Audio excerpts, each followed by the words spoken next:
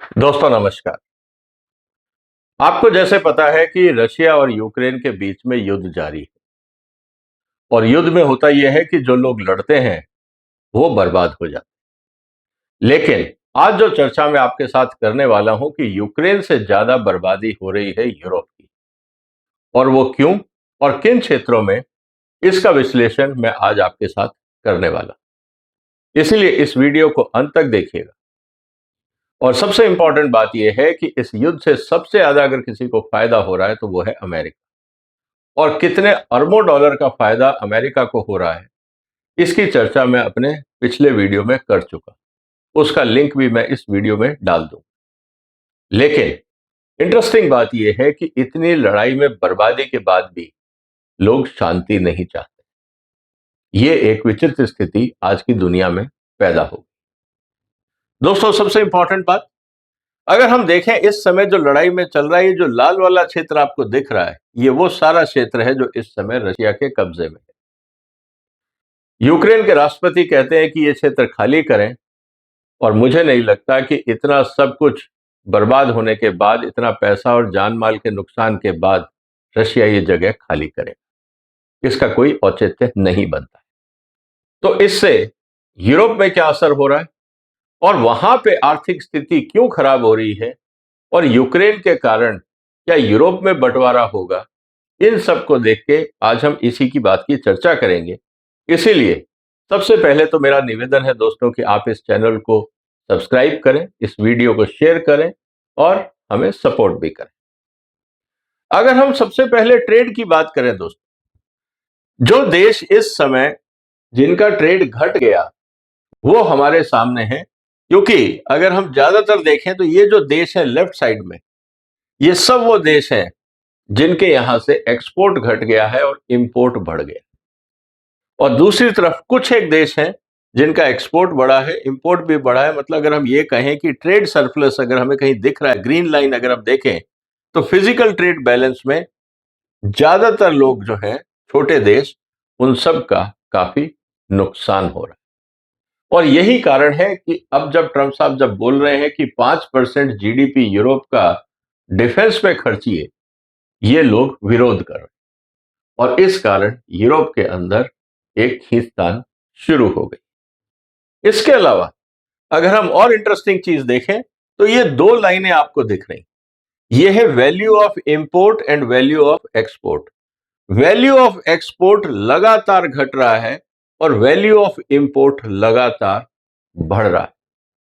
इसका मतलब यह है कि व्यापारिक घाटा यूरोप में लगातार बढ़ रहा है। आर्थिक स्थिति मुश्किल होती जा रही है क्योंकि पहले उनको सस्ती गैस और सस्ता जो फ्यूल था वो रशिया से मिल जाता था, लेकिन जब से सैंक्शन लगाया है तब से हालत खराब है। लोगों के लिए महंगाई बढ़ गई है, इंडस्ट्री के लिए बढ़ गई है, हर चीज में हालत खराब है। और कितनी खराब है इसकी चर्चा अब हम करने वाले हैं। ये जो कॉलम है ये दिखाएगा यूरोप में 2021 में क्या स्थिति थी और अब 2025 में क्या स्थिति। अगर हम गैस प्राइस की बात करें तो पहले 20 यूरो जब गैस हुआ करती थी, आज वो 5 गुना बढ़ गई है, 100 से 130 हो गई। क्योंकि पहले उनको रशिया से मिल जाती थी, अब ये अमेरिका से खरीद रहे हैं, और अमेरिका तो बिजनेसमैन पूरे वसूल करेगा। और यही कारण है बार बार अमेरिका भारत में दबाव डाल रहा है कि आप रशिया से मत खरीदिए, हमसे लें, ताकि वो अपना प्रॉफिट उठा सके और भारत को बर्बाद कर सके। इलेक्ट्रिसिटी प्राइस जहां पे 50 यूरो का बिल आता था, आज वहां पे 130 आ रहा है। इसका मतलब जिंदगी महंगी हो रही है, खर्चे बढ़ रहे हैं और बिजनेसेस बंद हो रहे हैं। ऑयल प्राइसेस जो 70 बैरल हुआ करता था, $70 पर बैरल, आज 100 के आसपास है, जो उसके कारण ट्रांसपोर्ट कॉस्ट बढ़ गई है। फूड इन्फ्लेशन जहां पे 2% हुआ करता था, आज 5 से 10% है यूरोप में। महंगाई लगातार बढ़ रही।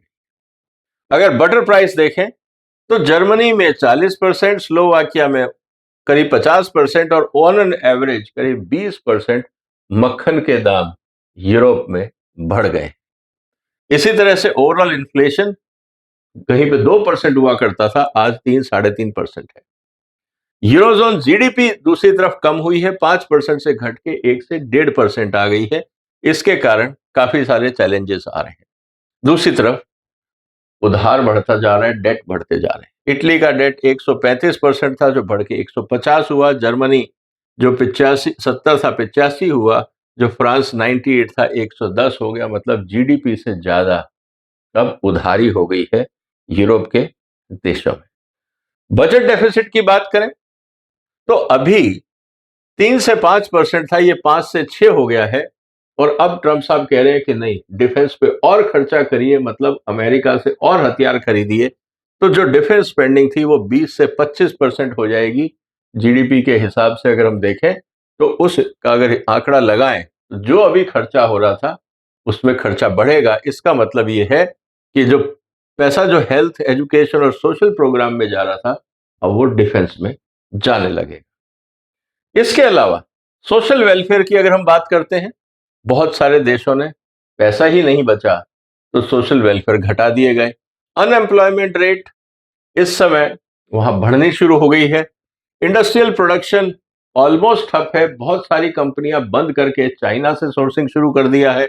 और ट्रेड बैलेंस और बिगड़ता जा रहा है, जैसे मैंने आपको शुरू के चार्ट्स में दिखाया। एग्रीकल्चर प्राइसेस 20 से 40% तक बढ़ चुके हैं। और जो डिस्पोजेबल इनकम थी वो भी लोगों की घटती जा रही है। एक तरफ इनकम कम हो रही है, महंगाई बढ़ रही है, डिस्पोजेबल इनकम कम हो रही है। कुल मिला के यूरोप के अंदर आम जनता परेशान है। इसीलिए आपने देखा होगा बहुत सारे जो देश हैं वहां पे अब प्रोटेस्ट शुरू हो गए हैं। और अल्टीमेटली गवर्नमेंट बॉन्ड की जो है डेट कॉस्ट क्योंकि बढ़ रही है तो गवर्नमेंट के जो बॉन्ड्स हैं उनके रेट बढ़ रहे हैं। और जो एनर्जी पॉवर्टी है, household unable to heat homes, अब सर्दियां आने वाली, पहले 5 घरों में प्रॉब्लम होती थी, आज 20 घर ऐसे होंगे, 20% घर ऐसे होंगे यूरोप में जो सर्दियों में अपने घर को गर्म नहीं कर पाएंगे। और ये बहुत बड़ा चैलेंज हो जाता है। और ईयू इंडस्ट्रियल कॉम्पिटिटिवनेस जो पहले अगर हम 100 की माने अब वो घट गई है क्योंकि एनर्जी कॉस्ट बढ़ गई है और बाकी रॉ मटेरियल की कॉस्ट भी काफी हद तक बढ़ गई है। ऐसी स्थिति में दोस्तों क्या इम्पैक्ट आ रहा है अगर हम मॉनेटरी वैल्यू में देखें तो यूरोप के अंदर इस समय 185 बिलियन डॉलर उन्होंने कहा है कि साहब आप हथियारों पे खर्चना होगा। इसके अलावा एनर्जी कॉस्ट, क्योंकि अब उनको इंपोर्ट करनी पड़ रही है महंगी एनर्जी, 213 बिलियन डॉलर एडिशनल खर्चा यूरोप को उठाना पड़ा अपनी एनर्जी जरूरतों को पूरा करने के लिए, क्योंकि अब रशिया से तो वो गैस ले नहीं रहे, अब उनको लेना है अमेरिका से या बाकी देशों से। तो जो चीज 20 रुपए में मिलती थी आज 100 रुपए में मिल रही है, तो 213 बिलियन डॉलर एडिशनल खर्चा करना पड़ा। ट्रेड डिसरप्शन जो हुआ उससे करीब 35 बिलियन डॉलर का नुकसान हुआ यूरोप को। इकोनॉमिक स्लोडाउन के कारण करीब 200 से 250 बिलियन डॉलर का नुकसान ये भी हुआ, क्योंकि अब जो वहां पे मैन्युफैक्चरिंग होती थी वो नहीं हो रही है, चाइना से इंपोर्ट हो रहा है, व्यापार बंद हो रहे हैं, इन्वेस्टमेंट्स नहीं आ रहे हैं। तो ओवरऑल काफी नुकसान यूरोप जोन को हो रहा है। कुल मिला के अगर हम कहें तो करीब 650 से लेकर 700 बिलियन यूरो का नुकसान ये यूरोप को हुआ है। और दूसरी तरफ अगर हम देखें तो जो टोटल नुकसान हुआ है यूक्रेन का, अभी तक ये कहा जा रहा है अगर हम रिकंस्ट्रक्शन ऑफ यूरोप भी जोड़ दें तो करीब 500 से 600 बिलियन डॉलर की कॉस्ट होगी।